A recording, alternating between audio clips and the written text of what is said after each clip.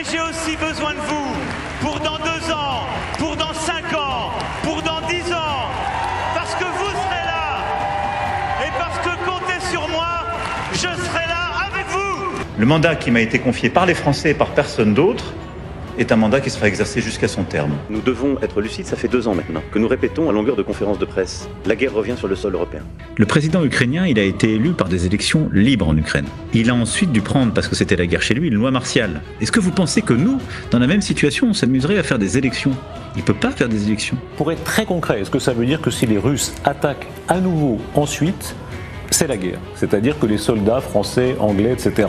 seront forcés de se battre? C'est l'objectif. Est-ce notre guerre ou n'est-ce pas notre guerre? Bon, si vous n'aimez pas le président de la République et que vous rêvez secrètement de le voir partir de l'Elysée et de rendre son poste pour enfin libérer cette France qui souffre, eh bien je vous invite à regarder cette vidéo jusqu'au bout, à la liker, à la partager, parce que cette vidéo est très importante, je vous l'assure. On va faire le tour de ces déclarations plus ou moins récentes, et vous allez voir que quand on compile un petit peu ces déclarations et qu'on suit un petit peu l'actualité, on se rend compte que tout est fait pour faire perdurer son mandat à vitam aeternam. Le gars ne veut absolument pas rendre le pouvoir. Et pour ça, il a plein de façons de faire différentes. Et on va en explorer une en particulier dans cette vidéo. Et puis, si ça vous intéresse, on en explorera d'autres parce que cet homme a bien l'intention de s'incruster en France et d'y rester pendant des années. Parce que ce qu'il projette de faire après, eh bien, c'est de prendre le contrôle total de l'Europe. Mais ça, on y reviendra plus tard. Pour le moment, on va rester en France. Et notre cher président de la République, Emmanuel Macron, a déclaré ceci il n'y a pas très longtemps. Je vais vous montrer ça à l'écran. Vous allez voir, accrochez vos ceintures. Pour ceux qui n'auraient pas vu cet extrait, ça fait peur. Pour les 2 ans qui viennent, chaque jour, pour dans 2 ans. Mais j'ai aussi besoin de vous pour dans 2 ans, pour dans 5 ans, pour dans 10 ans, parce que vous serez là. Et parce que comptez sur moi, je serai là avec vous. Et ensemble, on ne lâchera rien. Rien. Rien. Voilà, donc c'est des déclarations qui, sincèrement, moi, me glacent le sang. Quand je vois ça, je me dis, attends, on s'est déjà tapé 2 quinquennats. Le type a flingué le pays. D'accord? Il nous reste encore 2 ans à tirer. Un petit peu moins maintenant, mais il nous reste quand même 2 ans à tirer. Minimum. Et le type annonce déjà qu'il aura besoin de nous dans 2 ans, mais aussi dans 5 ans et dans 10 ans. Et qu'il ne lâchera rien. Ensemble, ils ne lâcheront rien, rien et rien. Je vous remets la vidéo 2 secondes et je vous invite simplement à regarder son visage lorsqu'il dit « On ne lâchera rien, rien, rien ». Il y a un plaisir malsain, limite sadique là-dedans, dans le sens où cet homme sait très bien que son rôle à lui, c'est de détruire ce pays et surtout de prendre possession de cette Europe en la fédéralisant, en détruisant la nation française, en vendant les bijoux de famille et en faisant en sorte, pas à l'arrivée, de devoir fédérer la France à l'Europe parce qu'il y aura une guerre ou parce qu'il y aura un autre narratif qui obligera vraiment la France à plier genoux. Écoutez et regardez surtout, c'est très important, je vais essayer de zoomer même. Pour les 2 ans qui viennent, chaque jour, pour dans 2 ans. Mais j'ai aussi besoin de vous pour dans 2 ans, pour dans 5 ans, pour dans 10 ans, parce que vous serez là. Et parce que comptez sur moi, je serai là avec vous. Et ensemble, on ne lâchera rien. Rien. Rien.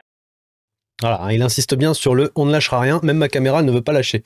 Donc, avant d'aller plus loin, je vais vous demander une chose, mais vraiment simple comme bonjour, mettez un petit like, un petit partage et un petit commentaire, ça aidera en fait l'algorithme à ne pas censurer cette vidéo, parce que dès que je parle du président, et dès que je parle un peu des plans obscurs, évidemment c'est sensationnaliste, c'est alarmiste, et donc c'est caché par l'algorithme. Donc si vous voulez que ce contenu soit diffusé, je vous invite vraiment à faire un tout petit effort, à cliquer, mettre juste un petit cœur dans les commentaires, je saurai que c'est pour l'algorithme. En tout cas, on a besoin de partager ça, parce que beaucoup de gens ne comprennent toujours pas quels sont les enjeux. Et les enjeux, eh bien, c'est vital. Hein. C'est l'avenir de la France, des Français, c'est notre avenir à tous. C'est ça les enjeux. Et vous allez voir que, dans un avenir très proche, quand je dis vital, je pèse mes mots. Sincèrement. Donc je vous invite à regarder cette vidéo jusqu'au bout. Hein. Vous allez comprendre pourquoi je dis ça. En attendant, il a pris la parole il y a quelques jours. Hein. On lui a quand même posé la question, est-ce que vous allez vous casser de France, hein? Est-ce que vous allez nous débarrasser de plancher? Il a répondu ça, le petit Macron. Écoutez. Pour ce qui me concerne, je crois dans la démocratie. La démocratie consiste à ce que des gens votent pour un mandat donné. Le mandat qui m'a été confié par les Français et par personne d'autre est un mandat qui sera exercé jusqu'à son terme, conformément à l'engagement que j'ai pris à l'égard des Français, n'en déplaise, y compris à ceux qui ont été défaits à plusieurs reprises lors de ces mêmes élections. Ah, vous avez vu le petit sourire en plus malsain. C'est vrai, je vais rester poli parce que ça reste le président de la République, il est en fonction.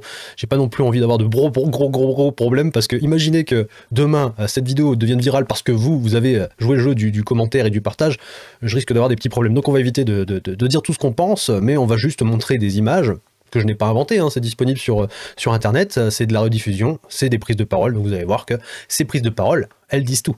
Là clairement, je le rediffuse encore une fois, histoire que ça imprime bien avant d'aller plus loin, parce que la personne, en l'occurrence Emmanuel Macron, nous affirme bien qu'elle restera jusqu'à la fin. Et juste avant, qu'elle aura besoin de nous dans 5 ans et 10 ans. Pour ce qui me concerne, je crois dans la démocratie. La démocratie consiste à ce que des gens votent pour un mandat donné.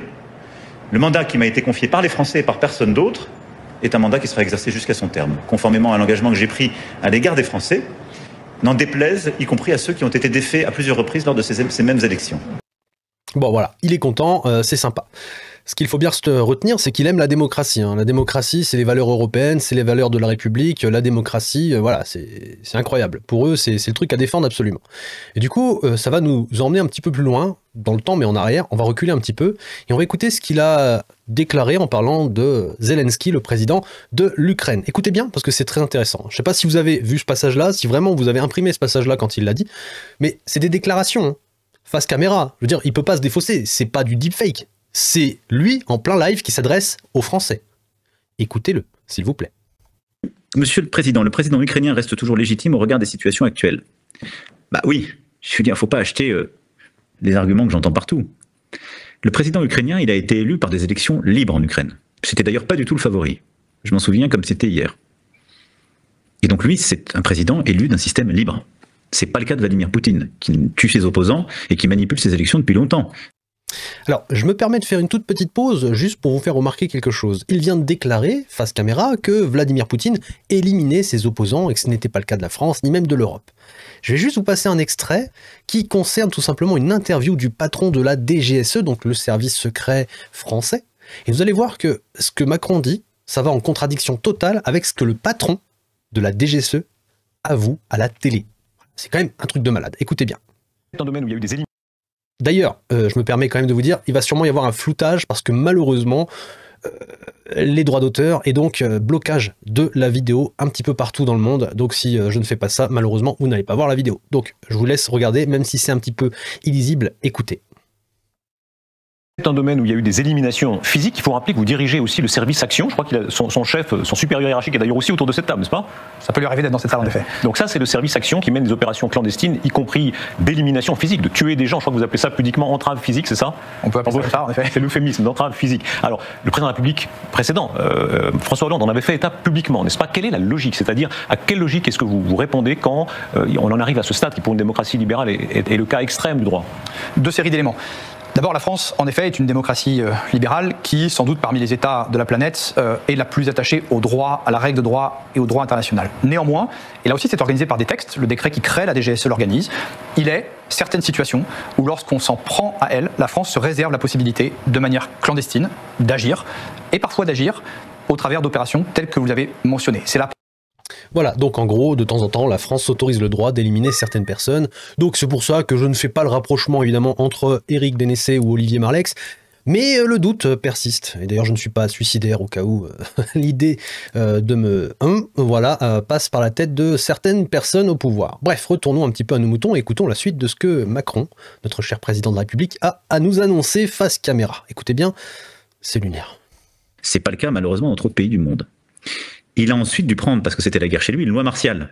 Est-ce que vous pensez qu'il peut organiser des élections présidentielles ou des élections législatives dans un pays où plusieurs millions d'Ukrainiennes et d'Ukrainiens ont fui pour leur sécurité, dans un pays où il a mobilisé plusieurs millions d'autres qui sont au front, où il y a 1000 morts et blessés par jour, et où il y a toute une bande de son territoire qui est conquise par la Russie? De quoi parle-t-on? Est-ce que vous pensez que nous, dans la même situation, on s'amuserait à faire des élections? Il ne peut pas faire des élections. Donc si on veut des élections libres en Ukraine, il faut une paix durable en Ukraine. Voilà, j'espère que vous avez bien écouté ce qu'il vient de dire, parce qu'il vient de déclarer face caméra qu'il n'y aura pas d'élection présidentielle anticipée si demain, pour une raison X ou Y, la France rentre en conflit avec un autre pays, notamment la Russie. D'ailleurs, je dis la France, mais je peux parler de l'Europe, puisque maintenant on parle d'Europe et plus de pays France. Donc, si demain l'Europe rentre en guerre avec la Russie, il n'y aura pas d'élection présidentielle anticipée en 2027. Ça n'existera plus. Voilà, c'est fini. Le président Macron restera président pendant la durée nécessaire à cette paix durable et sincère. C'est-à-dire que si demain on rentre en guerre et que ça dure 15 ans, eh bien on aura 15 ans de Macron en plus. Je sais pas si vous vous rendez compte du délire, mais en tout cas, voilà, il te le dit face caméra. Donc s'il te le dit, c'est que quelque part dans sa tête, ça trotte. Hein. C'est que quelque part, c'est acté, ça fait partie d'un plan. C'est une façon ou une autre, voilà, de garder le pouvoir. Bon, on sait que dans sa tête, ça tourne pas toujours rond, qu'il fait des déclarations, puis en même temps il fait son contraire. Mais on parle quand même du président de la République. Donc si on accorde un tout petit peu de crédit à sa fonction, tu peux te dire que bon, cette personne a quand même l'intention d'utiliser tous les pouvoirs qui sont en sa possession pour rester au pouvoir. Et la guerre, eh bien la guerre, c'est une façon de rester au pouvoir. Écoutez la suite parce que c'est assez à mourir de rire. C'est le préalable. Tous ceux qui le font avant manipulent. Et quel est le projet de certains? Je le sais très bien. Un cessez-le-feu qui ne sera pas respecté. Vite des élections pour les manipuler. C'est pas... Sous-entendu, la Russie va forcément faire de l'ingérence dans les prochaines élections de l'Ukraine. Bon, de ce qu'on en sait en Roumanie, c'est quand même la France et l'Europe qui ont plutôt fait de l'ingérence que la Russie. Mais bon, on va quand même pas aller à l'encontre de la parole du président de la République quand même. Non. Pas une bonne idée. Donc oui. C'est pas une bonne idée. Le président Zelensky, il est légitime et nous souhaitons plus de démocratie en Ukraine dans la durée grâce à une paix durable. Et le président Zelensky veut la démocratie en Ukraine aussi puisqu'il en est le fruit. Si le système avait été manipulé, il n'aurait jamais été élu président lui-même. Sans déconner, venant de la bouche du président de la République Emmanuel Macron, c'est quand même à mourir de rire. Parce que, je vous le rappelle, c'est quand même le candidat qui en 2017 a eu la couverture médiatique la plus folle de l'histoire de France, je crois. Hein. Mais bon, à lui seul, il cumulait plus de citations, d'invitations, de couverture médiatique que l'ensemble de ses adversaires. Donc à un moment donné, si c'est pas de la manipulation, je sais pas ce que c'est. C'est quand même fort de café. Venant de la part du président, c'est fort de café. Bon, il l'avoue, il a besoin de la guerre pour rester au pouvoir. Ou du moins, ça c'est une des manières qu'il a trouvées pour rester au pouvoir. Et pour avoir la guerre, eh bien, il faut que l'un des deux camps la déclare. Sauf que si tu la déclares, c'est toi l'agresseur. Donc il faut trouver un moyen de faire en sorte d'être l'agressé. Aux yeux du monde, il faut être la victime. Donc comment on fait? Eh bien, on va provoquer l'agression. Et ça, bon, on sait à peu près comment il peut s'y prendre, mais il va le déclarer à la télé. Il va voilà, se prendre les pieds dans le tapis, comme on dit, et il va le déclarer face caméra. Je vous laisse écouter ça, c'est assez lunaire. Enfin, je veux dire, le mec se vante, ou plutôt se trahit lui-même face caméra. Encore une fois. Écoutez-le, c'est assez hallucinant. Nous, Européens, on doit être en situation d'apporter ces garanties de sécurité pour l'Ukraine et pour nous. Et donc la première garantie de sécurité, c'est une armée ukrainienne forte, c'est-à-dire de plusieurs centaines de milliers d'hommes, bien équipés, avec des systèmes de défense, de meilleurs standards, etc. La deuxième, c'est dans le sens de votre question, c'est d'avoir ce qu'on appelle des forces de réassurance. Et de dire que les Britanniques, les Français, les Allemands, les Turcs et d'autres sont prêts à mener des opérations, pas sur la ligne de front, pas de manière provocante, mais des opérations de réassurance dans les airs, en mer, sur terre, pour montrer un signalement stratégique et dire la paix en Ukraine durable, c'est aussi notre sujet. Mais traduisez s'il vous plaît, signalement stratégique, c'est la langue, disons, rassurante, mais pour être très concret, est-ce que ça veut dire que si les Russes attaquent à nouveau ensuite, c'est la guerre? C'est-à-dire que les soldats français, anglais, etc. seront forcés de se battre? C'est l'objectif de ces garanties de sécurité. L'objectif de ces garanties de sécurité. Et comment il s'est pris les pieds dans le tapis, c'est un truc de ouf. On dirait même qu'il y a une coupure caméra, je sais pas si c'était en direct, apparemment ça l'est, mais on dirait presque qu'il y a eu une manipulation sur le changement de caméra, je sais pas, ça c'est chelou. Dans tous les cas, ça ressemble quand même à un aveu. Vous savez, les fameux lapsus révélateurs. C'est-à-dire que ils sont tellement matrixés avec leur plan que quand ils en parlent, quand ils essaient de vendre en fait le mensonge, bah la vérité arrive toujours à ressortir. Bon, après, évidemment, je suis pas en train d'accuser le président de vouloir faire la guerre à la Russie. Mais quand même, ça porte à confusion, ces petites déclarations. Quand on te dit que l'objectif, c'est de faire la guerre avec la Russie, voilà, s'il y a, je sais pas moi, un soldat qui se fait tirer dessus par erreur, ou si, voilà, pourquoi pas faire un attentat sous faux drapeau, voilà, une opération spéciale comme ils aiment bien le faire, par exemple avec la DGSE, une petite élimination stratégique, on fait croire que eh bien c'est la Russie, et puis boum, c'est le conflit armé. C'est l'objectif C'est quand même assez fou. Hein, quand moi, personnellement, quand j'entends ça de la bouche du président de la République, ça me rend fou. Je vais juste vous le remettre hein, quand même, hein, histoire que vous compreniez, parce que là c'est quand même des déclarations lunaires. C'est notre sujet. Mais traduisez s'il vous plaît, signalement stratégique, c'est la langue, disons, rassurante, mais pour être très concret, est-ce que ça veut dire que si les Russes attaquent à nouveau ensuite, c'est la guerre? C'est-à-dire que les soldats français, anglais, etc. seront forcés de se battre? C'est l'objectif de ces garanties de sécurité. Donc guerre mondiale. Guerre mondiale. Là, je veux dire, le journaliste, il peut pas être plus clair. Est-ce que les Français, les Anglais et les autres, ils seront forcés de se fighter, d'aller au combat, d'aller au hachoir à viande? Oui, c'est les objectifs de ces accords de paix. Mais est-ce qu'on peut vraiment appeler ça des accords de paix? Et de toute façon, est-ce que c'est vraiment étonnant? Parce que ces gens-là, Macron et compagnie, ces gens-là, pour eux, c'est la guerre depuis longtemps dans leur tête. Et je vais vous le montrer juste après. Mais je vais vous montrer aussi que le plan de réassurance, ou peut-être l'assurance pour eux de rester au pouvoir, je ne sais pas trop de quel point de vue il faut voir ça. Dans tous les cas, ça fait un petit moment que ça trotte dans leur tête, puisqu'il te le déclare toi à lui-même. Alors, écoutez, pour eux, la guerre est déjà mondiale. Est-ce que ce conflit peut aller jusqu'à la Troisième Guerre mondiale? Je me méfie toujours des grands mots. En vrai, on a un conflit en Ukraine dans lequel les Russes, de fait, ont décidé de mondialiser les choses. Quand les Russes se battent avec du matériel iranien, qu'ils utilisent ce qu'on appelle des matériaux duaux, c'est-à-dire ils achètent des choses civiles, pas militaires, aux Chinois, puis ils les convertissent pour en faire des armes, et qui mettent des soldats nord-coréens en Ukraine, ben je vais vous répondre, les Russes, ils ont mondialisé la guerre en Ukraine. Voilà, donc pour le président de la République Emmanuel Macron, les Russes ont déjà mondialisé la guerre en Ukraine. Donc on est déjà techniquement dans leur esprit dans la Troisième Guerre mondiale. Et ça, cette déclaration, elle date quand même du 20 février 2025. Je veux dire, c'est pas à nouveau, ça commence un petit peu à dater, mais dans sa tête déjà à ce moment-là, eh bien, c'est déjà la Troisième Guerre mondiale. Et d'ailleurs, il y a plusieurs déclarations qui vont dans ce sens. Et vous allez voir que juste après, je vais vous montrer ce que je vous disais juste avant. Ils ont déjà préparé la réassurance, et surtout l'assurance de pouvoir continuer cette guerre plus tard, depuis un petit moment. Depuis au minimum le 20 février 2025. Minimum, puisqu'il va le déclarer, je vous le montrerai juste après, que ça fait un petit moment que c'est prêt. Écoutez, écoutez la suite, enfin du moins, écoutez déjà les autres extraits. Voilà, ça trotte dans leur tête. C'est déjà la guerre pour eux. Nous devons tous être conscients que cette guerre nous touche. Et on n'a jamais envie de voir les choses telles qu'elles sont. Mais nous devons être lucides, ça fait 2 ans maintenant, que nous répétons à longueur de conférences de presse. La guerre revient sur le sol européen. Elle arrive. La guerre arrive. Ça fait 2 ans qu'il le scande à longueur de conférences de presse. C'était le 5 mars 2024. Donc là, ça commence vraiment à dater. Mais déjà à l'époque, dans l'esprit des gens, la manipulation, ils étaient déjà en train d'implanter la petite graine qui disait « Attention, la guerre est déjà sur notre sol. Elle est à nos portes. » Bon, après, des déclarations comme ça, il y en a eu des centaines et des centaines, d'accord? On ne peut pas les compter tellement elles sont intenses et nombreuses, venant de tout bord. Il n'y a pas de problème, hein. Là, t'inquiète pas que les médias, ils y vont de bon cœur, et puis les personnalités publiques qui sont invitées sur ces chaînes et les dirigeants de notre pays, vous inquiétez pas qu'ils y vont à fond la caisse. Donc, pour en faire la compilation, ça va être difficile. Mais dans tous les cas, on va prendre celle la plus importante, celle du président de la République, qui te dit, ça fait 2 ans déjà qu'on vous dit que la guerre est sur notre sol. On va écouter la suite de cette déclaration, puis on va avancer un petit peu, vous inquiétez pas. Cela fait 2 ans, nous avons révélé l'étendue des matériels déjà livrés, les montants déjà livrés. Est-ce notre guerre ou n'est-ce pas notre guerre? Pouvons-nous nous détourner, considérer que les choses peuvent continuer à se jouer? Je ne crois pas.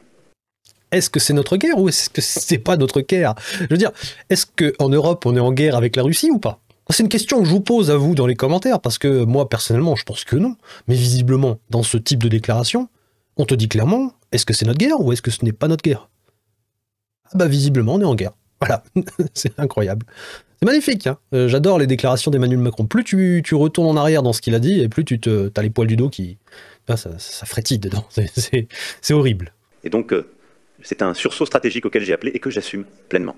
Il nous faut être lucide sur la réalité de la situation qui se joue en Europe, les risques qui sont à l'œuvre et ce que nous devons assumer.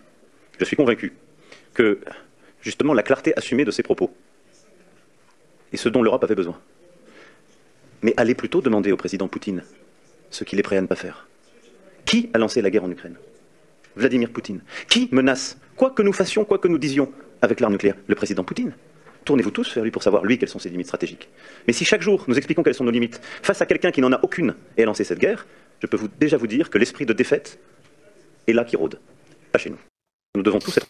Bah, des déclarations qui sont quand même assez lourdes de sens. Hein. Enfin, je veux dire, il te dit clairement qu'on est en guerre, que ça fait 2 ans, que voilà, son plan de réassurance, de réarmement et mon cul sur la commode, c'est parce qu'en face, il y a un ogre russe qui est dangereux, qui a un appétit féroce et qui n'a aucune limite, qui menace littéralement la France, l'Europe, le monde entier avec l'arme atomique. Alors que ce n'est pas le cas. Hein. Je ne l'ai jamais entendu dire une seule fois. En tout cas, moi, personnellement, et je vous invite à le mettre dans les commentaires, si vous avez un extrait d'une vidéo quelconque qui dit textuellement, je vais vous balancer une bombe atomique sur la tronche, vous Français, vous Allemands, vous Européens, mais personnellement, je n'ai jamais entendu menacer la France ou le monde entier avec l'arme nucléaire. C'est un outil de dissuasion qu'on est en train d'ailleurs de céder progressivement à l'Allemagne et à l'Europe. Mais bon, ça c'est un autre sujet, quoique. En tout cas, voilà, ces prises de parole, enfin, ce zigoto, je vais vous le remettre à l'écran, moi, elles me font un petit peu flipper quand même. Hein. Je ne sais pas ce que vous en pensez, mais dans sa tête, c'est la guerre. Clairement, c'est la guerre. Alors, écoutez bien cet extrait, parce que je vous assure qu'il va être très important pour la vidéo qui va suivre. L'intégration européenne est pour la Moldavie un choix clair en faveur de la paix et du droit. La propagande du Kremlin nous explique que les Européens souhaitent prolonger la guerre et que l'Union européenne opprime les peuples. Ce sont des mensonges. Contrairement à la Russie, l'Union européenne ne menace personne et elle respecte la souveraineté de chacun. C'est une union où chacun décide de rentrer librement, souverainement, et où la souveraineté de tous est respectée. C'est une union de prospérité et de paix. L'Union européenne n'est en aucun cas l'Union soviétique. L'intégration européenne est pour la Moldavie un choix clair en faveur de la paix et du droit. La propagande du Kremlin nous explique... Ouais, c'est remise en boucle. Cette vidéo, en fait, je pourrais en faire une vidéo à part entière, complète, et je pourrais en parler pendant au moins une demi-heure, 3/4 d'heure. En la découpant peut-être par section de 5 secondes, tellement c'est de la désinformation, et à quel point ça va à contresens avec la réalité de ce que nous, peuple français et européen, nous vivons. Parce qu'il n'y a rien qui va là-dedans. Et d'ailleurs, je vous invite dans les commentaires à me dire ce qui ne va pas dans cette petite déclaration. Je vais vous la remettre, elle dure 38 secondes, donc on va se la regarder une seconde fois. Et je vous invite dans l'espace des commentaires à me dire ce qui ne va pas dans cette déclaration. Parce qu'il y en a des choses à dire. Il y en a vraiment beaucoup. L'intégration européenne est pour la Moldavie un choix clair en faveur de la paix et du droit. La propagande du Kremlin nous explique que les Européens souhaitent prolonger la guerre et que l'Union européenne opprime les peuples. Ce sont des mensonges. Contrairement à la Russie, l'Union européenne ne menace personne et elle respecte la souveraineté de chacun. C'est une union où chacun décide de rentrer librement, souverainement, et où la souveraineté de tous est respectée. C'est une union de prospérité et de paix. L'Union européenne n'est en aucun cas l'Union soviétique. Voilà, pourquoi je vous ai montré cet extrait, au-delà de vous faire réagir dans l'espace des commentaires, c'est pour rebondir sur le petit passage où il dit « L'Union européenne ne menace personne ». Ce qui est techniquement faux, puisque si vous écoutez les déclarations du président de la République du 20 février 2025, eh bien ce n'est pas du tout le cas, puisqu'il annonce clairement qu'il y a des troupes au sol tout autour de la Russie, prêtes à intervenir à n'importe quel moment. Écoutez, c'est assez hallucinant. On a d'ailleurs des forces qui sont prépositionnées un peu partout. Et la France est dedans. Je montre cette petite carte avec nos efforts. On a 2000 soldats, au moment où je vous parle, on a 2000 soldats dans l'OTAN, et qui sont prépositionnés sur ce front de l'Est. Voilà, donc on a 2000 soldats qui sont prêts à intervenir un petit peu partout autour de la Russie. Donc tout va très très bien.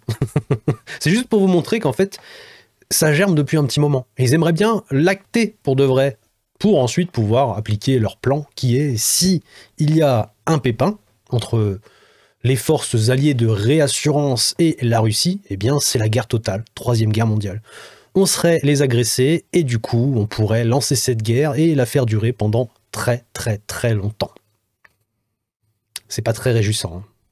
Dans tous les cas, avant de faire la guerre, il faut habituer sa population à ce narratif de guerre. Donc pour ça, tu vas avoir besoin d'une chose, c'est de faire de la propagande. Donc pour faire de la propagande, c'est simple, tu utilises tous les moyens disponibles à ta disposition et quand tu es l'État, eh bien tu vas majoritairement utiliser les médias. Donc tu vas inviter les gens sur les plateaux télé, tu vas demander aux médias papier ou journaux en ligne, etc.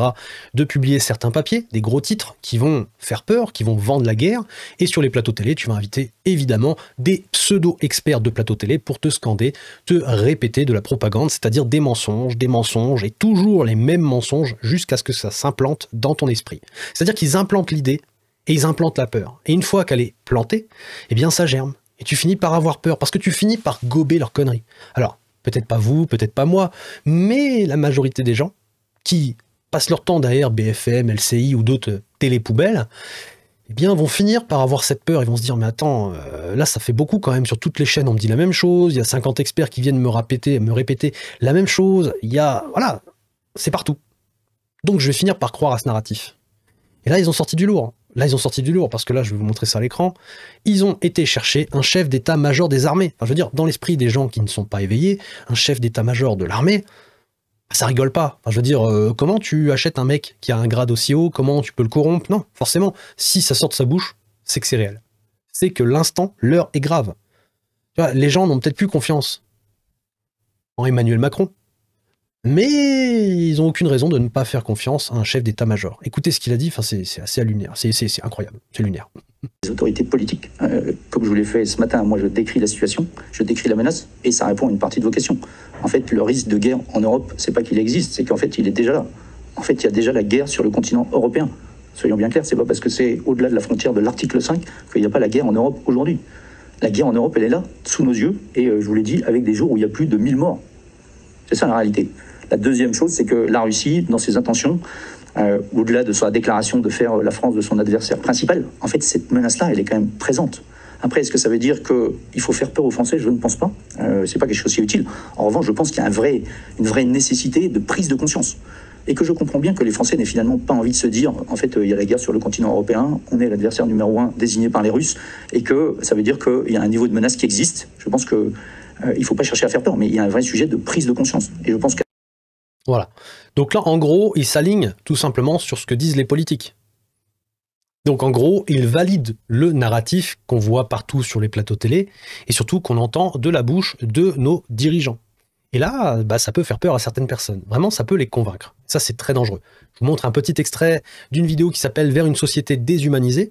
Ça se passe sur la chaîne de Damien Maya. Et je vous invite vraiment à regarder cette vidéo parce qu'elle est très, très, très intéressante sur la manipulation mentale et sur en fait la façon de faire croire aux gens qu'une idée, qu'une peur vient d'eux, alors qu'en fait elle a été implantée dans leur esprit. Écoutez, c'est intéressant.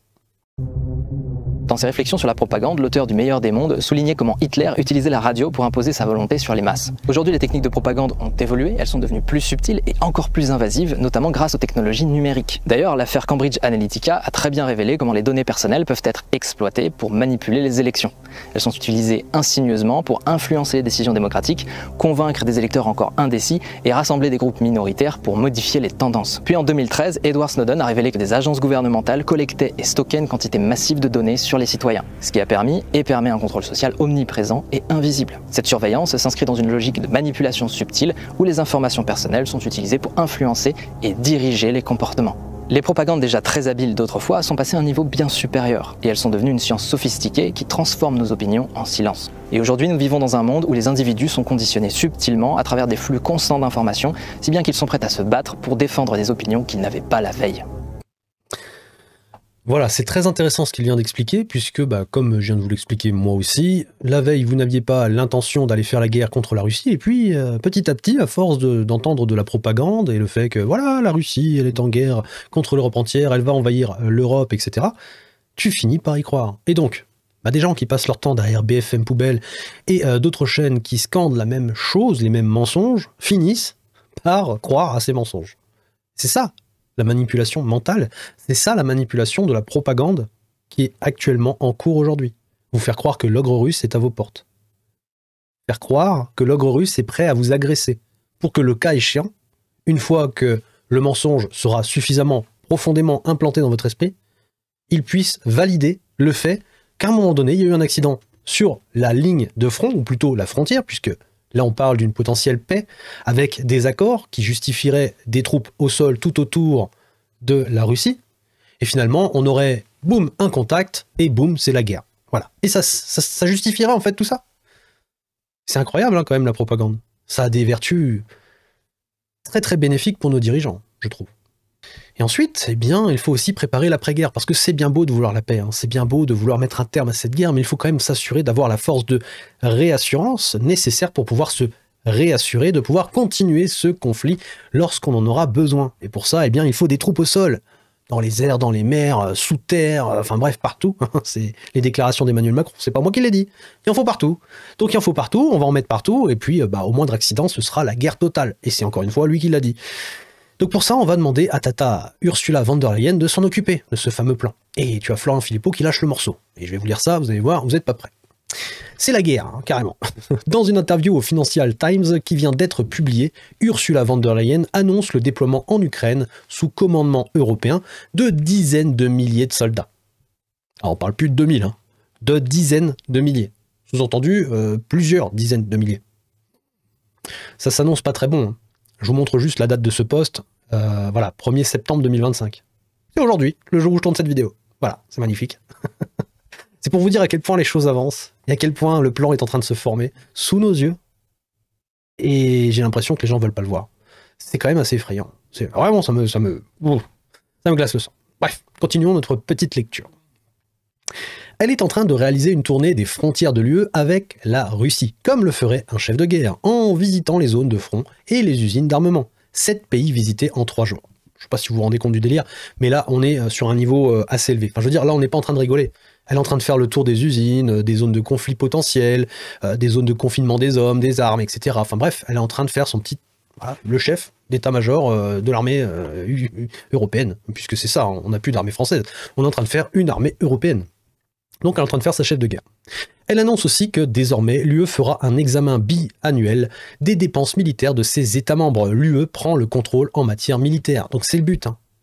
Et je vous rappelle quand même que le but d'Emmanuel Macron, c'est de rester, je vais vous le remettre, hein, quand même pour ceux qui auraient avancé un petit peu dans la vidéo sans regarder tout en détail, écoutez. Pour les 2 ans qui viennent, chaque jour, pour dans 2 ans. Mais j'ai aussi besoin de vous pour dans 2 ans, pour dans 5 ans, pour dans 10 ans. Parce que vous serez là. Et parce que comptez sur moi, je serai là avec vous.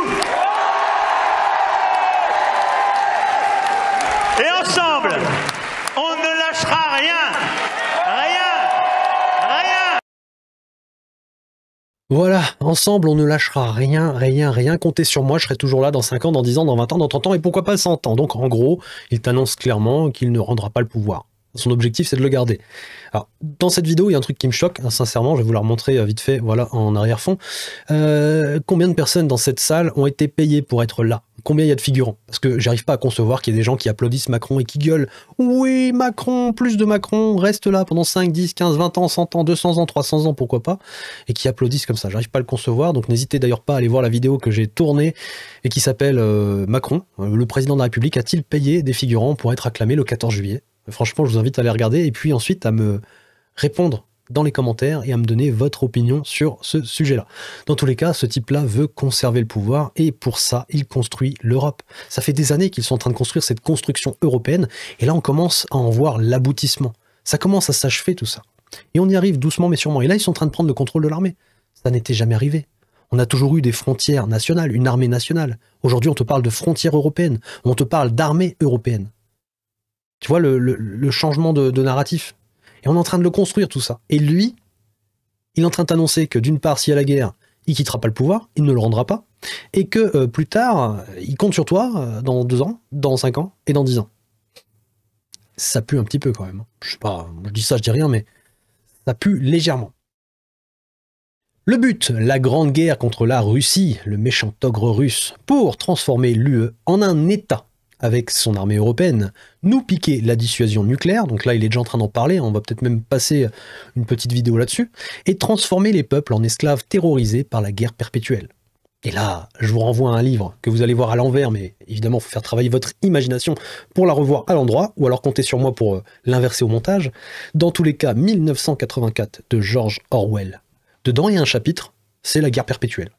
C'est-à-dire que le narratif, pour te faire accepter la misère, la surveillance, le contrôle, etc., c'est la guerre perpétuelle. Et là, on y arrive. Parce que quand il te dit dans 5 ans, dans 10 ans, dans 30 ans, dans 100 ans, j'en sais rien, bah va savoir ce qui peut se passer en fait. Va savoir si on se dirige vraiment dans un monde à la George Orwell. Tout est possible en fait, avec des fous comme ça aux commandes. Dans tous les cas, j'ai vraiment l'impression que c'est ce qu'ils sont en train de préparer. Je dis pas que ce sera le cas, mais j'ai quand même des petits doutes. Hein. Voilà, j'émets cette opinion, et ensuite vous en faites ce que vous voulez. Dans tous les cas, Florent Philippot pense la même chose que moi. Moi, personnellement, dans ma tête, ça mûrit comme ça. Ce type veut garder le pouvoir, comment peut-il faire? Eh bien, la guerre. La guerre est une voie royale pour ça, et ses déclarations le trahissent. Et c'est ça qui me fait percuter, en fait. C'est ses propres déclarations. Il est sidérant qu'on en parle si peu en France, alors que tout est là sous nos yeux, c'est exactement ce que je vous dis, tout est là sous nos yeux, que tout ce qu'on annonçait se réalise, c'était très complotiste, que le plan hôpitaux révélé par le Canard enchaîné la semaine dernière est clair, il faut pouvoir accueillir 100 000 soldats blessés revenus des zones de combat avec la Russie. Alors si vous n'étiez pas tombé sur cette info, moi je l'ai appris avant-hier, tu vois, je l'ai appris via une petite vidéo que je vais vous montrer juste après, et je me suis dit, attends, c'est quoi ce délire? Et ensuite, eh bien, j'ai recherché un petit peu, et je tombe sur un post de Florent Philippot qui nous dit, il y a une note là, qui demande aux hôpitaux d'augmenter leur capacité en vue d'une guerre. On va le voir tout de suite, mais voilà, hein, je vous briefe un petit peu sur ce qui va suivre dans cette vidéo. On en est là. Hein. Sincèrement, hein, ça devient chaud. Donc là, il a mis un petit post, enfin du moins un petit article en pièce jointe pour pouvoir tout simplement vérifier l'information. Et donc quand tu ouvres cet article, le gros titre, c'est « Les contours du déploiement militaire XXL de l'UE en Ukraine se précisent ». Et en fait, on t'apprend que c'est en vue de la paix. Une fois que la paix sera signée, eh bien on déploiera des troupes pour s'assurer que la Russie n'attaque plus jamais l'Europe. Après, est-ce que ça va vraiment nous assurer qu'il n'y ait plus de guerre en Europe? Il y a un truc qui ne va pas dans leur narratif, et surtout il y a un truc qui ne va pas dans l'histoire du monde. Je vous l'ai montré dans une autre vidéo, des guerres, il y en a tout le temps, l'industrie de l'armement, ça fait du fric à crever. Les reconstructions derrière, eh bien c'est pareil, ça fait du fric à crever, parce que là, quand l'Ukraine aura terminé, eh bien sa boucherie, on aura les fonds vautours qui vont arriver, qui ont déjà pour la plupart négocié les reconstructions, et qui vont arriver ici, sur place, par-ci et là, hop, pour reconstruire. D'accord? Donc, d'un côté, tu as les contrats de l'armement, tu as les rétrocommissions, etc. Enfin bref, à chaque cartouche grillée, à chaque obus qui explose, il faut en refabriquer. Donc toutes les commandes qui perdurent pendant 10, 15, 20 ans, eh bien ça fait du fric. Ça te permet de t'enrichir de ton côté. Surtout, ça te permet de gagner en pouvoir. Parce que plus tu es riche, plus tu as du pouvoir. Il faut pas se leurrer, le pouvoir, c'est l'argent. C'est l'argent, les relations, mais voilà. Et le pouvoir aussi de compromettre les gens, soit par l'argent, soit aussi par la menace, la contrainte, etc., le chantage. Mais bon. Ces gens-là, ils ont les deux. Ils ont tous les pouvoirs, ne vous inquiétez pas. Dans tous les cas, ça fait de l'argent. Ça fait tourner l'industrie, et puis quand c'est fini, on reconstruit, et puis on va faire une guerre ailleurs. N'allez pas me faire croire que l'Europe, les guerres, ce sera fini. Que l'industrie de l'armement va fermer ses portes. J'y crois à peine. Donc pour moi, tout ça, c'est juste une porte de sortie qui va te permettre en fait de revenir plus tard sur un nouveau champ de bataille qui impliquerait malheureusement beaucoup plus de monde. Parce que là, on parle de Troisième Guerre mondiale. Dans leur esprit, c'est déjà le cas, on vous l'annonce depuis un petit moment, comme je vous l'ai montré, la guerre est en Europe, elle est en Europe. C'est pas genre, elle arrive, elle est en Europe. et il va falloir s'y faire, il va falloir se défendre. Donc, pour ça, eh bien, on augmente les capacités militaires au sol, tout simplement. Donc, les hôpitaux. Les hôpitaux, maintenant qu'on sait qu'il y a des troupes au sol qui vont être déployées, eh bien, on commence à implanter tout ça dans l'esprit des gens en France. Et ce qui est assez drôle, c'est qu'ils ne le font pas de manière officielle. Non. Ils envoient une note aux hôpitaux pour les prévenir qu'il va falloir augmenter leur capacité d'accueil en cas de guerre ouverte, une guerre mondiale avec la Russie. Voilà, donc rien que ça, je vous laisse écouter la vidéo de Florent Philippot, et puis ensuite on en rediscute. La santé a dû réagir il y a quelques instants, elle est très gênée, ça s'inscrit dans un contexte, évidemment, où Macron a besoin de construire un narratif de peur et de guerre pour déclencher éventuellement les pleins pouvoirs par l'article 16. Ce contexte s'inscrit dans un contexte européiste. Ce jour même, l'Allemagne rétablit le service militaire. Macron et ses copains européens sont en déplacement sur un théâtre de guerre pour l'exciter. On va voir tout ça. C'est une stratégie de guerre et de peur, mais peut-être accélérée en France parce qu'il y a ces événements politiques qui chamboulent tout. Avec le 8 septembre, la chute très probable du gouvernement Bayrou et Macron derrière qui peut aller vers les pleins pouvoirs et qui va avoir besoin de prétextes, de peur, de chaos, de guerre, de narratif pour cela. C'est pour ça. Vous allez voir ce que vous allez apprendre dans cette vidéo. Bonjour à tous. On dirait qu'il a les yeux mouillés, qu'il vient de pleurer ou qu'il a de l'émotion, je sais pas trop. Enfin bon, bref, on va pas discuter des yeux de Florent Philippot quand même. Mais voilà, cette vidéo-là, eh bien, elle confirme ce que j'ai vu passer sur Internet, qui était cette vidéo-là. Donc, pour être plus précis, c'est ma copine qui me dit « T'as vu ce qui s'est passé là? Regarde cette vidéo. » Et j'ai fait « Mais attends, je suis pas au courant de ça. » Du coup, après, j'ai été chercher Florent Philippot et effectivement, bah, tu te rends compte que cette note existe. Écoutez. Je ne sais pas si vous avez vu là, mais il y a le ministère de la Santé qui a envoyé une lettre aux ARS le 18 juillet pour que les hôpitaux se préparent à accueillir dans un contexte de guerre, les blessés. On en parle ou pas? Non, parce qu'il faut leur dire, on n'est pas près du tout là. Hein. On n'arrive déjà pas à faire une journée sans recrutement intérimaire ou vacataire, c'est pas pour accueillir des blessés. Puis à quel moment on a envie d'être en guerre? Oui, à quel moment on a envie d'être en guerre? Mais bon, ça, la question, on ne la pose pas aux Français ou aux Européens. Non, non, on va l'imposer. Et on va pas l'imposer en disant « Allez, c'est parti, on fait la guerre à la Russie ». Non, on va attendre quelques années plus tard voilà, qu'on ait besoin de déclencher, par exemple, un article 16 ou autre chose, et hop, on lancera le conflit. Alors peut-être qu'il arrivera beaucoup plus vite, puisqu'on vous demande tout simplement d'être opérationnel à partir de mars 2026. Donc peut-être qu'avant ou après mars 2026, il y aura un conflit armé en Europe. Allons savoir, je n'en sais rien. Je suis là, j'analyse 2-3 petits posts, 2-3 petites vidéos, 2-3 petites prises de parole, et puis ensuite j'essaie de créer un narratif autour pour essayer de comprendre ce qu'ils sont en train de nous préparer. Mais j'en sais rien, ce qu'ils vont faire, dans quel timing, j'en sais strictement rien. Ce qui est sûr, c'est qu'ils préparent ce narratif. Et pourquoi ils le préparent? Eh bien pour rester au pouvoir. Donc moi je suis allé un petit peu sur Google, et puis j'ai regardé, j'ai tapé Macron demande 100 000 lits d'ici 2026. Je suis tombé sur quelques liens, quelques vidéos, voilà. Bon, j'en ai sélectionné un ou deux. Donc là, le premier article, c'était pour confirmer cette fameuse note, puisque moi je n'ai pas accès au Canard enchaîné, je ne paye pas d'abonnement sur ce type de médias, bien que le Canard enchaîné et Mediapart actuellement font du très très bon boulot, et ça vaut peut-être le coup de s'abonner pour pouvoir avoir des infos privilégiées, ça peut être intéressant. En tout cas, tant qu'ils font le boulot, moi je dis pas non, je crache pas dans la soupe. Dans tous les cas, voilà, Ouest France qui partage un gros titre, hein, le ministère de la Santé a demandé aux hôpitaux français de se préparer à la guerre d'ici mars 2026. Si ça, c'est pas du gros titre qui fait peur, je sais pas ce que c'est. Hein. À se préparer à la guerre d'ici 2026. Alors, est-ce que la note, elle est juste là pour vraiment préparer à la guerre les hôpitaux, ou est-ce qu'elle est là pour faire parler d'elle? Parce que forcément, les médias en parlent, les gens en parlent, enfin voilà, ce genre d'informations-là, elles sont jamais confidentielles. À partir du moment où il y a plus d'une personne dans la boucle, c'est plus un secret, c'est une rumeur. Donc forcément, une fois que les notes sont balancées, il y a forcément quelqu'un qui va balancer le morceau, les médias vont l'apprendre, et les gens vont l'apprendre indirectement. C'est ça encore, le truc qui est encore plus sournois, c'est que les gens l'apprennent pas par la bouche du président, ou des personnes qui sont, entre guillemets, légitimes à le faire, mais non, tu l'apprends par les réseaux sociaux, par les journaux qui te disent oui, mais il y a une note secrète qui est arrivée là, personne n'en a parlé, mais voilà, c'est le Canard enchaîné qui balance l'info. C'est la guerre, voilà, bientôt c'est la guerre en Europe. Donc ouais, ça peut faire flipper. Alors je vous inviterai à lire cet article si ça vous intéresse, mais en gros ce qu'il faut retenir, c'est plusieurs petits points. Donc le ministère de la Santé veut anticiper l'arrivée de 10 000 à 50 000 soldats blessés. C'est ouf, hein. Je veux dire, ça fait beaucoup de soldats d'un coup. Ça veut dire qu'en gros, là, t'es en gros conflit. Parce que si t'as 10 000 à 50 000 soldats blessés qui débarquent, ça veut dire que derrière, il y en a combien au front? C'est ça la question. Et combien il y en a au front? C'est une guerre mondiale, là. Ça fait un moment qu'ils l'attisent, mais là, ils sont en train de la préparer. Au moins dans les esprits. Au moins dans les esprits. Donc, si on remonte un petit peu sur le papier, on lit le document daterait du 18 juillet 2025, donc c'est assez récent. D'après le Canard enchaîné, une lettre a été envoyée aux agences régionales de santé pour demander aux hôpitaux français de se tenir prêts à accueillir des milliers de soldats blessés en cas de conflit armé généralisé en Europe, donc Troisième Guerre mondiale. Le papier évoque la nécessité pour le pays de devenir une base arrière capable d'accueillir un flux massif de militaires blessés, français comme étrangers. Donc encore une fois, on appuie encore sur le fait que ce ne serait pas que des Français, mais aussi étrangers, donc des Européens.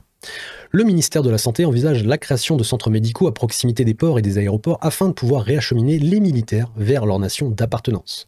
Voilà, donc en gros, on deviendrait une arrière-base militaire et on pourrait tout simplement accueillir des blessés par dizaines de milliers. Voilà, un autre article qui dit sensiblement la même chose. Une mesure de prévention en vue de réceptionner entre 10 000 et 50 000 soldats blessés jusqu'au mois de mars 2026. Donc voilà, c'est exactement le même article. Je vous inviterai tout simplement à faire des captures d'écran ou aller voir cet article qui s'appelle « Pourquoi le ministère de la Santé a demandé aux hôpitaux français de se préparer à la guerre d'ici mars 2026 ». Ensuite, une fois que tu as suffisamment implanté le virus de la guerre dans l'esprit des gens, tu peux commencer à leur faire les poches et à vendre littéralement la dissuasion nucléaire aux plus offrants, c'est-à-dire à l'Union européenne qui veut se fédéraliser. C'est ce que nous explique Emmanuel Macron dans une prise de parole qui dure un petit peu longtemps, mais je vous invite à la regarder en accéléré si ça vous saoule. Mais dans tous les cas, il annonce plein de choses. Écoutez, c'est très intéressant. D'abord, sur le nucléaire, nous avons pris 3 décisions importantes. La première concerne notre doctrine.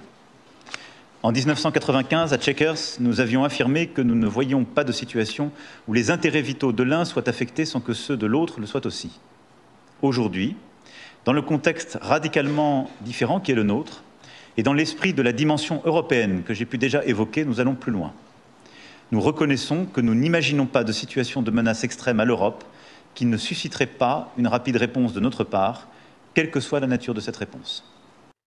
Donc là, il parle de nucléaire, de doctrine nucléaire, et en gros, il te dit, quel que soit ce qui se passe quelque part en Europe, on n'imagine pas qu'on ne répondrait pas rapidement, hein, quelle que soit la nature de cette réponse. Autrement dit, il laisse la porte ouverte à l'arme atomique, la bombe nucléaire. Tout va bien. La deuxième décision est que nous n'excluons pas la coordination de nos dissuasions respectives. C'est un message que doivent entendre nos partenaires et nos adversaires. Donc là, il doit parler de l'Angleterre, parce que je pense pas que les USA vont participer à ça, mais en tout cas, l'Angleterre peut se coordonner pour répliquer ou répondre tout simplement en envoyant des missiles atomiques sur la tronche des Russes. Évidemment, les Russes vont nous foudroyer, mais c'est pas grave. Hein. T'as Emmanuel Macron qui se prend pour un chef de guerre et qui est là, bon, c'est un message à faire passer à nos adversaires, évidemment. La troisième, c'est le choix d'approfondir encore notre coopération dans le domaine de la dissuasion, que ce soit pour la politique, les capacités ou les opérations. Nous avons décidé pour cela d'établir une structure commune, le groupe de supervision nucléaire, qui sera chargé d'animer cette coopération. Ce sont des décisions fondamentales que nous avons prises aujourd'hui dans l'accord signé. Nos deux pays restent indépendants, souverains, mais nous nous donnons les moyens, lorsque nécessaire, d'œuvrer ensemble à la mesure de l'environnement nettement plus menaçant qui est devenu le nôtre. Donc en gros, voilà, tu partages la dissuasion nucléaire.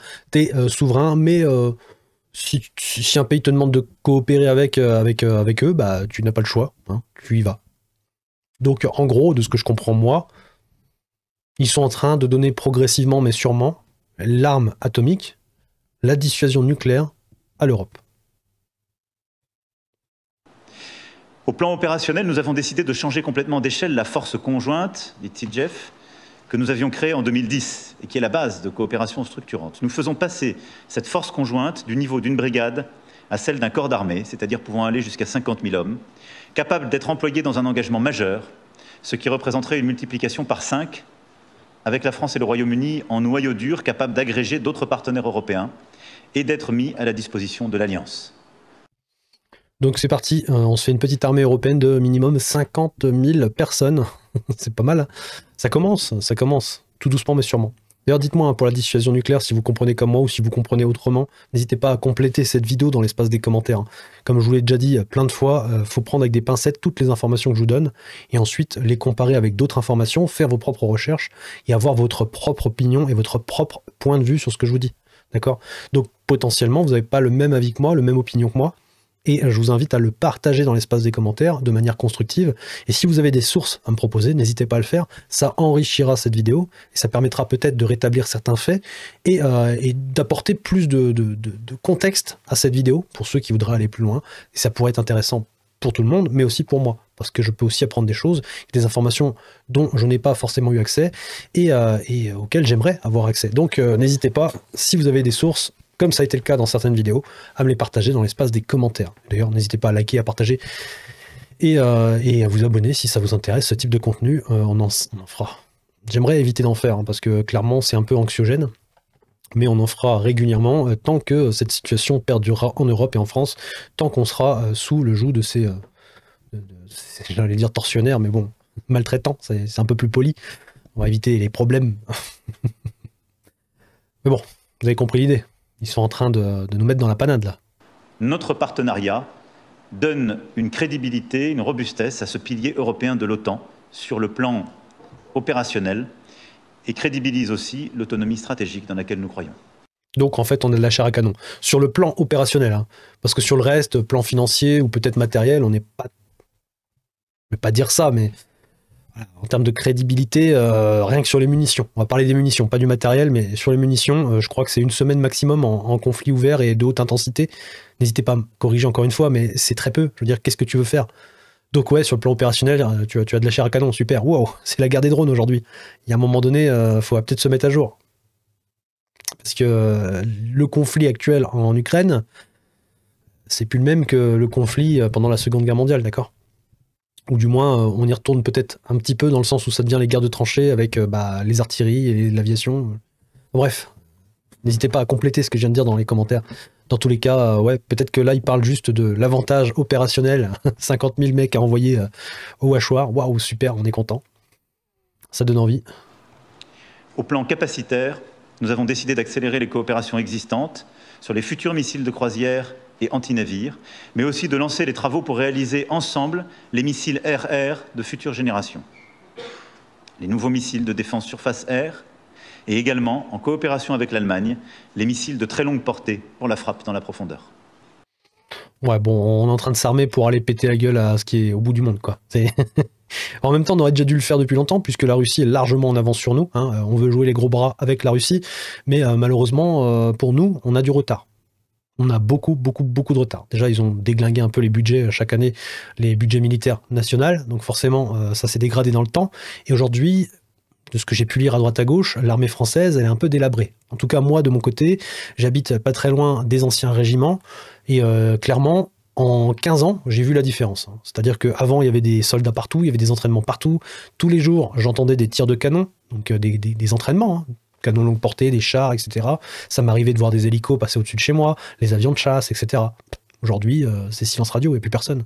Donc, soit les capacités militaires, elles ont été enterrées sous le sol, soit elles sont parties à l'étranger, ou soit, véritablement, on en manque. Après, ça, c'est à vous de me le dire. Si vous avez des sources à me proposer, ça m'intéresse beaucoup. Dans tous les cas, je ne ferai pas le malin avec la Russie, moi. Mais vraiment pas.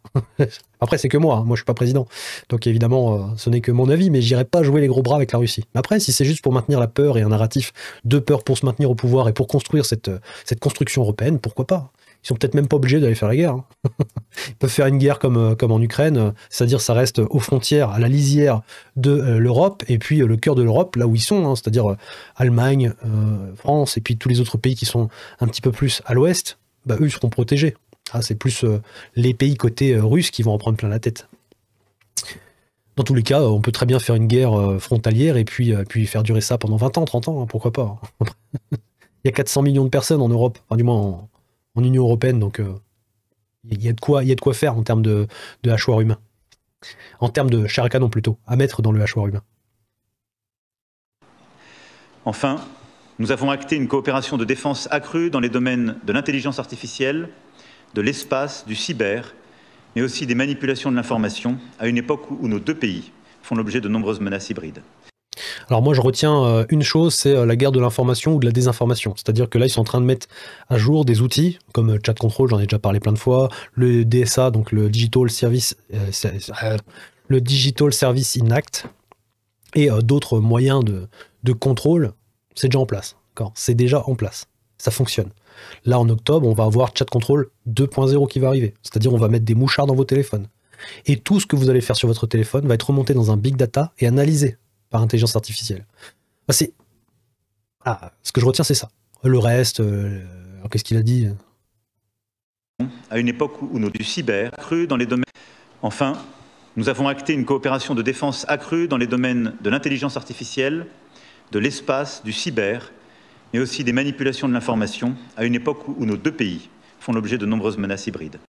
Espace, cyber et intelligence artificielle, bon, on a aussi beaucoup de retard, bah, comme tout en fait en France, on a beaucoup de retard. Alors peut-être qu'avec une coopération européenne, on avancera plus vite, j'en sais rien. Je vais pas faire ma mauvaise langue, mais je pense que si on met le budget là où il faut et qu'on laisse faire les gens qui savent, ça peut aller très vite. Malheureusement, on est en Europe, hein. Voilà, j'ai un peu de mal à croire à ce que je suis en train de dire. J'ai du mal à y croire. Mais bon, par rapport à l'avance qu'ont certains pays, j'ai vraiment du mal à y croire. Bon, ce que je retiens, c'est vraiment la guerre de l'information parce qu'ils sont en train d'essayer de censurer les réseaux. Quand ils appellent des informations et qu'ils vont dire oui, c'est de l'ingérence russe, il y aurait beaucoup de Russes infiltrés. Hein, vraiment. Sachant que dans l'émission que je vous ai montré tout à l'heure, l'extrait du patron de la DGSE, le patron de la DGSE lui-même le dit, bon, ils sont forts sur ce type de manœuvre, mais par contre, il n'y a pas beaucoup d'espions. Hein. Il le dit. Donc bon. C'est à prendre avec des pincettes. Enfin, imaginez un petit peu sur le terrain, parce que là, c'est ça le message qu'ils sont en train de dire, c'est qu'en France, il y a énormément de gens qui travaillent pour désinformer depuis l'intérieur en étant des agents infiltrés. Donc en gros, tous ceux qui désinforment, moi par exemple, je suis un agent infiltré, les autres que vous voyez sur Internet sont des agents infiltrés, on est tous des agents infiltrés, on travaille tous pour le Kremlin, pour le KGB, voilà, on est tous des pro-russes, enfin c'est assez fort de café quand même, et donc il faut nous faire taire. Il faut contrôler, réguler ce qu'on dit et faire disparaître les messages qui vont évidemment à l'encontre de leur régime totalitaire, autoritaire qu'ils sont en train de construire, et qui vont évidemment à l'encontre de leur narratif de guerre. Vous le voyez, c'est une panoplie complète que nous avons décidée pour faire face à celle de nos défis, les plus massifs aux plus insidieux. Le Royaume-Uni a une position singulière en Europe, mais nos menaces n'ont pas de frontières institutionnelles, et notre solidarité non plus. Nous pouvons bâtir ensemble sur nos forces évidentes avec le Royaume-Uni, notamment avec l'initiative européenne d'intervention. Moi, ce qui me dégoûte, c'est que c'est beaucoup de blabla pour construire une Europe, défendre l'Europe, etc. Alors qu'en fait, depuis qu'on est dans l'Union européenne et qu'on a voulu construire cette Europe, eh bien, ce qu'on constate, c'est que ça ne marche pas, qu'ils ont tout détruit, qu'ils sont en train de nous détruire en termes d'économie, en termes d'avenir, qu'ils sont en train de nous surendetter, qu'ils sont en train de nous rabaisser en continu, qu'ils sont en train d'enlever nos droits et nos libertés. Bref, ils sont en train de nous maltraiter, littéralement, et ils sont en train de casser notre avenir. Enfin, il n'y a rien qui marche, en fait, dans ce pays. Il n'y a plus de santé, il n'y a plus de justice, il n'y a plus de sécurité. L'économie, on n'en parle plus. Enfin, il n'y a plus rien. Plus rien. Alors, je sais pas ce qui marche, hein, dites-moi ce qui marche dans ce pays, mais il n'y a plus rien qui fonctionne correctement, à hauteur de ce que ça fonctionnait à l'époque. Et quand on voit l'avance que certains pays prennent par rapport à nous, je me dis que non, on va pas s'en sortir. Pas aussi facilement, et surtout pas en restant dans cette Union européenne, et encore moins dans une Europe fédérale. Je sais pas si vous vous rendez compte du délire, mais ces mecs-là, ils veulent plus d'Europe, juste pour rester au pouvoir, juste pour pouvoir contrôler la population, et puis c'est tout, quoi. Il y a un moment donné, ça va pas plus loin. Voilà, une petite déclaration de Charles-Henri Gallois qui partage justement une petite capture d'écran avec une citation, une déclaration d'Emmanuel Macron qui dit « Le bouclier nucléaire français étendu à l'Union européenne », rédite Emmanuel Macron, « La France a la responsabilité de mettre sa capacité de dissuasion nucléaire à la disposition de l'Union européenne », a déclaré le président français le 30 janvier lors d'une intervention devant l'Académie de défense suédoise. Le président français, en visite officiellement en Suède, a été catégorique dans sa réponse sur le recours de l'arme nucléaire pour protéger l'Union européenne. Oui, définitivement, a-t-il affirmé, une partie de nos intérêts vitaux sont dans l'Union européenne et cela nous confère une responsabilité particulière en ce qui concerne ce que nous possédons, notre capacité de dissuasion pour dire les choses clairement, a-t-il expliqué, mais elle ne sera pas utilisée de manière à provoquer une escalade, a-t-il précisé. Bon, c'est juste de manière défensive. Mais dans tous les cas, le principe est là. Oui, on partagera notre dissuasion nucléaire. En gros, on fera une frappe s'il le faut. Sauf que derrière une frappe nucléaire, je pense que la Russie, si elle s'en prend une, elle va en renvoyer 10. Sachant qu'elle a les capacités, je crois qu'elle a plus de 5 ou 6 000 ogives nucléaires, enfin c'est juste complètement délirant, elle a des vecteurs qu'on ne peut pas arrêter, donc les vecteurs, c'est les missiles. Qu'est-ce que tu veux faire contre un pays qui te domine à tel point? Tu vas vraiment vouloir le provoquer? Ou tu pourrais pas essayer de faire la paix et d'essayer de trouver des accords commerciaux qui ravit tout le monde et qui évitent en fait d'envoyer des hommes à l'abattoir, de faire tourner de l'industrie de l'armement et d'enrichir toujours les mêmes qui, malheureusement, veulent toujours plus de chaos dans ce monde? Je dis ça, je dis rien, mais bon, visiblement, nos dirigeants ne veulent pas ça. Ce qu'ils veulent, c'est plus de boucherie, plus d'argent, plus de restrictions, plus de surveillance, plus de contrôle sur les populations. Bref, ils veulent être peinards, profiter de la vie telle qu'elle est pour eux, c'est-à-dire plein de privilèges, beaucoup d'argent, la vie droit, quoi. Vraiment, ils sont bien. Et nous, on travaille pour eux, et s'il faut, pour leur permettre de rester au pouvoir, ou pour gagner plus d'argent, plus de pouvoir, pour eux, eh bien, hop, au champ de bataille, on va dans la choire à viande, et puis voilà, c'est pas mal. On va se quitter là-dessus, sur une toute petite vidéo, un petit extrait, justement, on lui pose la question, est-ce que vous êtes prêt à sacrifier la France, ou une partie de la France, pour un autre pays? Écoutez ce qu'il va dire. On aimerait, ils le disent maintenant, des bombes nucléaires françaises sur notre sol, de même que les Américains le font pour un certain nombre de pays européens. Les Américains aujourd'hui ont des bombes, en effet, sur des avions, en Belgique, en Allemagne, en Italie, en Turquie, etc. Bravo. Nous sommes prêts à ouvrir cette discussion. J'en définirai le cadre de manière très officielle dans les semaines et les mois qui viennent, mais on a déjà engagé les choses avec ces réserves que j'évoquais. C'est-à-dire, c'est pas nous qui finançons, ça ne vient pas en soustraction de ce qu'on a, et on ne partage pas le Est-ce que vous allez jusqu'au bout de cette réflexion? Parce que les spécialistes du nucléaire disent, bien sûr, c'est un réglage très fin de l'ambiguïté, mais l'ambiguïté va dans les deux sens. Ça veut dire qu'on considère que pour défendre, par exemple, Varsovie, on admet le risque qu'il y ait des contre-tirs sur Lyon, par exemple. Est-ce que cette pesée d'intérêt existe? Est-ce qu'aujourd'hui, on est au point où la solidarité européenne commande de dire, oui, pour défendre Varsovie, Vilnius ou d'autres, il faut prendre des risques pour la France? Ce n'est pas exactement comme ça que les choses se posent, et la pesée dont vous parlez ne s'articule pas de cette manière. Par contre, le moment que nous vivons, c'est celui d'un réveil géopolitique. Notre Europe, elle a été faite d'abord pour la paix. C'était ça, la communauté du charbon et de l'acier. On a mis ensemble ce avec quoi on produisait des armes pour se faire la guerre. Ensuite, ça a été un marché, la prospérité. Maintenant, c'est la puissance.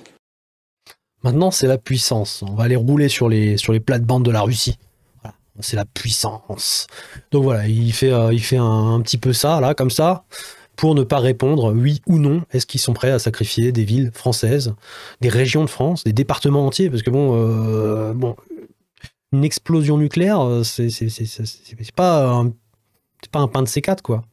Ça rase des villes entières, ça détruit des régions, il y a de la radioactivité. Enfin bref, c'est pas tu passes un coup de balai, tu reconstruis, non, c'est très grave. Et là, il l'avoue pas. Non, lui, en fait, il s'en branle. Clairement, enfin, ça, c'est mon point de vue à moi. Hein. C'est mon opinion, mais vraiment, ils sont contre-fous. Le gueux, le peuple, il peut crever sous les bombes, c'est pas son problème à lui. C'est pas l'objectif de nous protéger, de toute façon. Donc, d'ailleurs, on va regarder un dernier petit truc juste pour rigoler, et on va se quitter là-dessus. Avant de rigoler, on va regarder un post de John DeLorean sur la dissuasion nucléaire. Alors c'est un post qui date du 29 août 2025, donc c'est très frais. Hein. Moi, là, je tourne, on est le 1er septembre 2025. Donc voilà, c'est très très frais, et ces dissuasions nucléaires, Paris et Berlin vont entamer un dialogue stratégique au plus haut niveau sur le question de la dissuasion nucléaire, le partage de la dissuasion nucléaire. C'est quand même, ça se concrétise doucement mais sûrement. C'est-à-dire qu'à force, on va vraiment brader absolument tout. On aura tout bradé, jusqu'à notre défense ultime, la dissuasion nucléaire. C'est-à-dire que là, en gros, nous, on est souverains.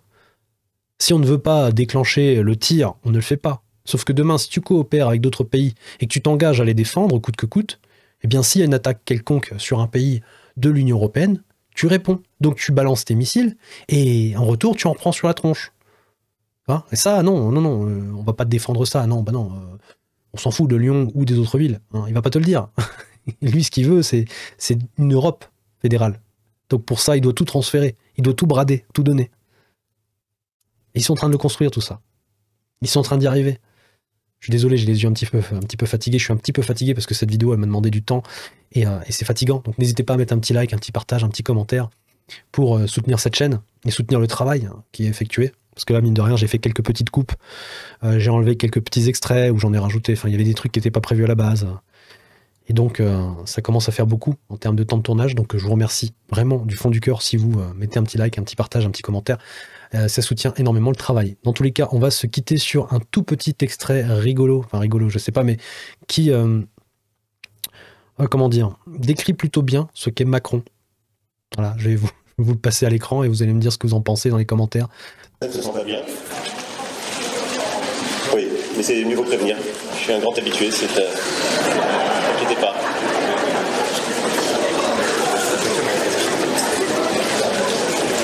S'il y a d'autres volontaires, le mieux c'est de le dire dès qu'on se sent pas bien, parce que sinon on tombe. Voilà, il n'y a pas de problème, c'est des petits malaises vagos. Voilà, donc c'est rien, j'ai l'habitude, les gens font souvent des malaises.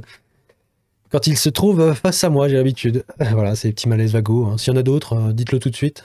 On vous ramasse tout de suite. Ce type-là je sais pas. J'ai plus de mots. Ce type-là me passe par le nez et vraiment, j'espère sincèrement qu'on va s'en débarrasser très rapidement et qu'on arrivera à reprendre le contrôle du pays, de notre souveraineté et qu'on sortira de cet enfer. Parce que très sincèrement, si vous n'avez pas lu ce livre, lisez-le. Mais j'ai zéro envie d'aller dans ce monde-là. Hein. Ce monde-là, il me fait pas rêver du tout. Et c'est pourtant ce qu'ils sont en train de construire. Alors eux, ils auront la belle vie. Hein. Eux, ils auront vraiment la belle vie. Par contre, nous, vous voyez, j'en suis pas très convaincu. Allez, on va se quitter là-dessus. C'était une longue vidéo. Je vous remercie de l'avoir regardé. N'hésitez pas à partager votre opinion, votre avis sur tout ce que je vous ai partagé dans cette vidéo. Est-ce que pour vous, c'est du bluff ou est-ce que pour vous, ils se gardent ça en main, voilà, sur le côté, hein, comme ça, voilà, pour aller plus loin dans leur construction européenne, pour pouvoir relancer la guerre contre la Russie? Est-ce que juste leur volonté, c'est d'aller conquérir la Russie, hein, sans penser à prolonger leur mandat ou quoi que ce soit? Enfin, quel que soit le scénario dans votre tête, n'hésitez pas à me le partager, ça m'intéresse beaucoup, hein, parce que je vous partage le mien.